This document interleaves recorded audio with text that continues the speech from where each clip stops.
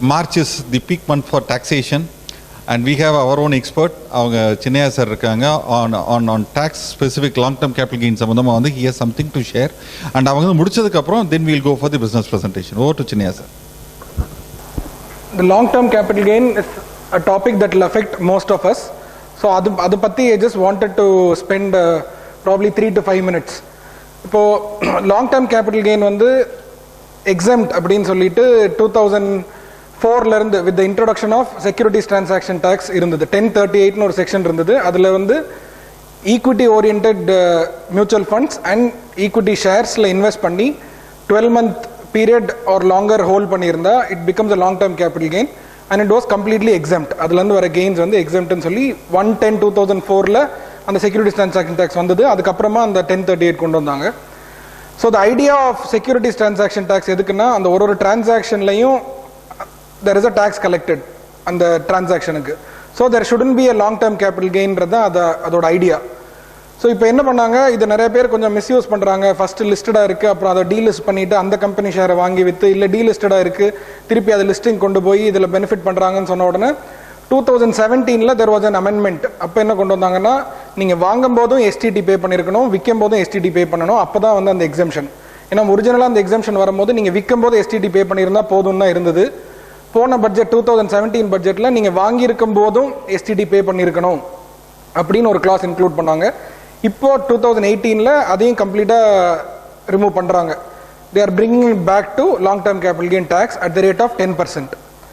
So இதில் வந்து அந்த கிராண்ட் ஃபாதரிங்னு ஒரு கான்செப்ட் கொண்டு வந்திருக்காங்க. ஸோ அது என்னன்னு சொல்கிறதுக்கு முன்னாடி வாட் ஹேப்பன்ஸ், இப்போ நீங்கள் 31st மார்ச்சுக்குள்ளே இப்போ எனி ஷேர் விற்கிறீங்கன்னா தட் எக்ஸம்ஷன் வில் கண்டினியூ. நீங்கள் 1/4/2018 விற்கிற ஷேருக்கு தான் லாங் டேர்ம் கேபிட்டல் கெயின் வரும் at the rate of 10% without any indexation benefit.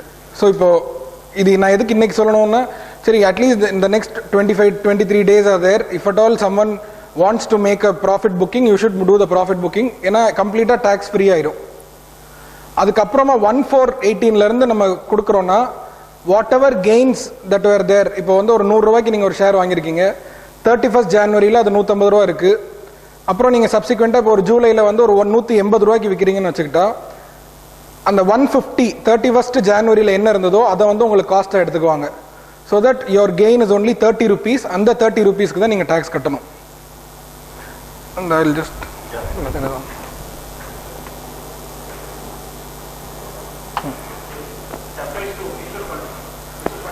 equity oriented funds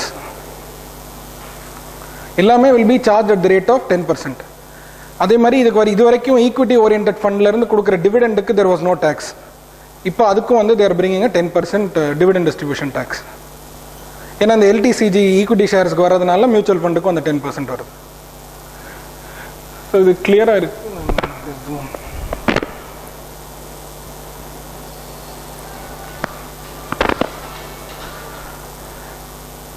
இப்போ வந்து ஒரு காஸ்ட் ஆஃப் அக்விசிஷன்ங்கிறது நம்ம வாங்குற ப்ரைஸு. ஸோ நீங்கள் 100 rupeesக்கு வாங்கிட்டு எஃப்எம்வினா fair market value. So fair market value as on 31st January 200 ரூபா இருந்தது. நீங்கள் அதுக்கப்புறமா விற்கும் போது 250 rupeesக்கு விற்கிறீங்கன்னா இந்த இடத்துல உங்கள் காஸ்ட் வந்து 100க்கு பதிலாக it will be replaced as 200. So you need to pay tax only on the 50 rupees. இதே மாதிரி அடுத்த சினாரியோவில் 200 rupees இருக்கு எஃப்எம்வி, ஆனால் உங்கள் சேல் கன்சிடரேஷன் 150 ரூபா தான். அப்படின்னா இந்த இடத்துல வந்து உங்களுக்கு நீங்கள் 200 எடுத்தீங்கன்னா உங்களுக்கு 50 லாஸ் மாதிரி வரும். அது அப்படி கிடையாது. நோஷனல் லாஸஸ் நோஷனல் கெயின்ஸ் கிடையாது, ஆக்சுவல் பெனிஃபிட். ஸோ இந்த இடத்துல your actual cost your sale consideration is 150. எஃப்எம்வி வந்து இதோட ஜாஸ்தியாக இருக்கிறதுனால இட் இஸ் restricted to 150. உங்க காஸ்ட் 115 எடுத்துக்குவாங்க. so you don't have to pay anything. இது கிளியரா இருக்கா? இந்த தேர்ட் சினாரியோ, இப்போ வந்து இப்போ ஷேர் பிரைஸ் 31st ஜனவரி ரொம்ப இறங்கிருச்சு, சப்சிக்வெண்டா இவ்வளவு வித்திருக்கீங்கன்னா, அதாவது உங்களுக்கு higher cost you will get as a benefit. So இந்த இடத்துல உங்களுக்கு 100 வந்து காஸ்ட் பெனிஃபிட்டாக வரும். ஸோ 60 rupeesக்கு டேக்ஸ் கட்டணும். ஃபோர்த் சினாரியோவில் திருப்பி நீங்கள் இப்போ ஒரு ரொம்ப சப்ஸ்டான்ஷியலாக லோ ப்ரைஸ்க்கு விற்கிறீங்க, ஒரு டிஸ்ட்ரெஸ் சேல் மாதிரி விற்கிறீங்கன்னா, இந்த இடத்துலையுமே என்ன ஆகுனா 200 காஸ்ட்டாக எடுத்துக்க மாட்டாங்க. உங்கள் ஆக்சுவல் காஸ்ட் 100, அதில் 50 போக 50 வந்து loss. This is a long term capital loss. So long term capital loss வந்து can be set off only against long term capital gain. வேறு எதோடையும் செட் ஆஃப் பண்ண முடியாது. It can be carried forward up to 7 years. So 7 yearsல நீங்கள் வேறு ஏதாவது capital asset, land, building இல்லை அரைசிங் ஆன் ஷேர்ஸ், அதுலேருந்து ஒரு கெயின் வந்ததுன்னா டு திஸ் எக்ஸ்டென்ட் அது செட் ஆஃப் பண்ணிக்கலாம். இதில் என்ன சொல்லியிருக்காங்கன்னா ஃபஸ்ட்டு 1 lakhக்கு கிடையாது. Because this takes the characteristic of a long term capital gain. இப்போ ஷேர் தனியாக, ஈக்விட்டி, இது ஹவுஸு, லேண்டு தனின்றதெல்லாம் இல்லை, எல்லாமே long term capital gain, long term capital loss. On gains above 1 lakh அப்படின்னு சொல்லியிருக்காங்க. ஸோ இப்போ நீங்கள் வந்து இப்போ உங்களோட டோட்டல் கெயினே வந்து ஒரு 85,000 தான் வருது இந்த லாங் டேர்ம் கேபிட்டல் கெயினில் இருந்ததுன்னா you don't have to pay anything. Till 31st March வந்து அந்த 1038ன்றதுல எக்ஸம்ஷன் இருக்கு. So if you are making a sale there won't be any tax on that till 31st March. இப்போதைக்கு as it is வந்து there is no TDS requirement. இப்போ நீ tax வரும்போது there is a TDS requirement, not for residents, for non-residents. So உங்கள் இதில் யாராவது நான் residents இருந்தாங்கன்னா அவங்களுக்கு வந்து 195ன்ற ஒரு செக்ஷனில் 10% அவங்க டிடக்ட் பண்ணணும். அந்த stock brokers have to deduct tax since there is a tax element. இவ்வளோ நாளாக டேக்ஸே கிடையாது, அதனால என்ன ப்ரொசீட்ஸோ அப்படியே கிரெடிட் பண்ணிடுவாங்க. இப்போ வந்து there has to be a tax deduction.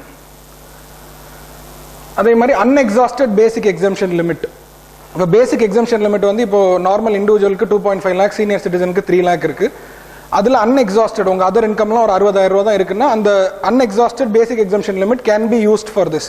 இப்போ உங்கள் கெயின் ஒரு 4 லட்சம் ரூபாய் இருக்கு, உங்களோட அதர் இன்கம் வந்து ஒரு 60,000 தான் இருக்கு அப்படின்னா டோட்டல் இன்கம் இஸ் 460.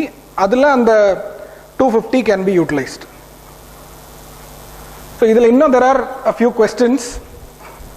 இந்த கீ கொஸ்டின் தான்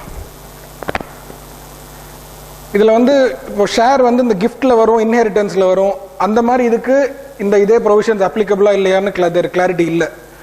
இதெல்லாம் இன்னும் கிரேயா இருக்கு, இன்னும் ஃபர்தரா நோட்டிஃபிகேஷன் எதுவும் வரல. whether TDS will be deducted on the gross consideration. ஏன்னா இப்போ விற்கிற மொத்த அமௌண்ட்டுக்கும் அவங்க டிடக்ட் பண்ணிடுவாங்க. ஏன்னா வந்து அந்த ஸ்டாக் புரோக்கருக்கு வந்து உங்களோட ஆக்சுவல் கெயின் என்னது, காஸ்ட் என்னதுன்னு தெரிஞ்சிருக்க வாய்ப்பு இல்லை. அவங்க மொத்த கன்சிடரேஷனில் 10% டிடக்ட் பண்ணாங்கன்னா அது ரொம்ப சப்ஸ்டான்ஷியலாக டிஃப்ரெண்ட்டாக வரும். ஸோ இதெல்லாம் இன்னும் கொஞ்சம் grey area. Bonus share, right share வந்திருந்ததுன்னா அது என்ன ஆகும்? ஏன்னா போனஸ் ஷேர், ரைட் ஷேர் வந்து இப்போ கரண்ட்லி வந்து இட் இஸ் 0 price. உங்கள் வேல்யூ வந்து 0. இப்போ அந்த கெயின் டேக்ஸ் ஆகாதனால யூ ஆர் நாட் பாதர்ட். மொத்தமாக வந்து அப்படியே என்டையரா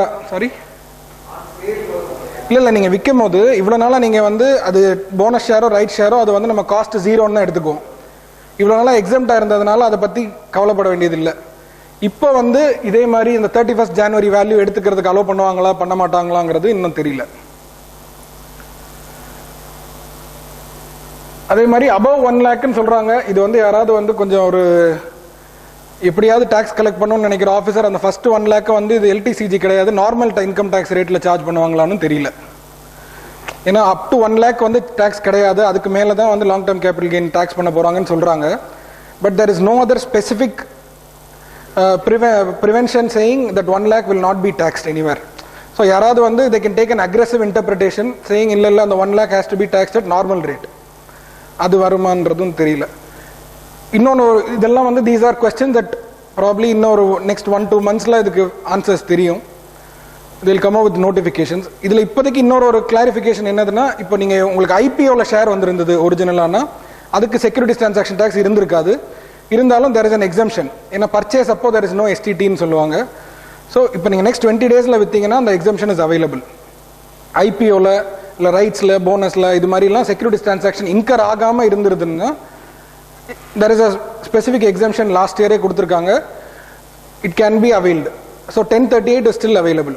ஸோ இப்போ நீங்கள் உங்களோட ஹோல்டிங்ஸ் பார்த்து சப்ஸ்டான்ஷியலாக வந்து கெயின் இருந்ததுன்னா இப்போ எக்ஸிட் ஆகிறது இஸ் பெட்டர். ஸ்பெசிஃபிக்காக கேஸ் டு கேஸ் பார்க்கணும். ஆனால் எல்லாத்துக்குமே இன்னொரு மெயின் பாயிண்ட் இதில் நோட் பண்ணிக்க வேண்டியது, உங்களோட ஹோல்டிங்ஸில் எல்லாத்துக்குமே 31st Januaryயோட ப்ரைஸ் வந்து நீங்கள் நோட் பண்ணி வச்சுக்கிறது இஸ் அட்வைசபிள். ஏன்னா அந்த நீங்கள் எப்போ விற்றாலும் இப்போ நெக்ஸ்ட் 20 daysல விற்கல, இன்னும் கொஞ்சம் நாள் கழிச்சு விற்றா கூட அந்த 31st January price is very relevant. So உங்கள் ஹோல்டிங்ஸ்க்கு 31st January price will be crucial because that will be the fair market value.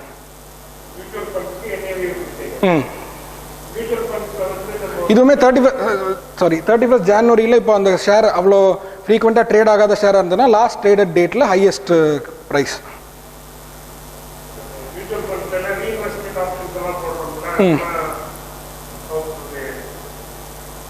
இல்லை reinvestment you are not taking any thing out. ஆமாம், அது என்ன ஆகுனா திருப்பி probably every thing will accumulate as gains. Dividend is currently getting இனிமே பிடிப்பாங்க from 1st April. ஆமாம், because the dividend 10% tax on dividend is going to come from 1st April. From whatever we get as dividend will be taxed 10%. Mutual fund. Not for அந்த டிவிடெண்ட்ஸ்க்கு currently there is an exemption. Up to 10 lakhs உங்களுக்கு dividends வந்ததுன்னா கிடையாது. 10 lakh equity கிடையாது. ஏன்னா அது வந்து it is already tax paid at by the company. இந்த mutual fund dividend is brought in more to level LTCG. அதே ஈக்குவல் அண்ட் 10% இண்டெக்ஸேஷன் பெனிஃபிட் கிடையாது. So whatever is your cost gain minus actual cost. Yeah, that's all. Thank you.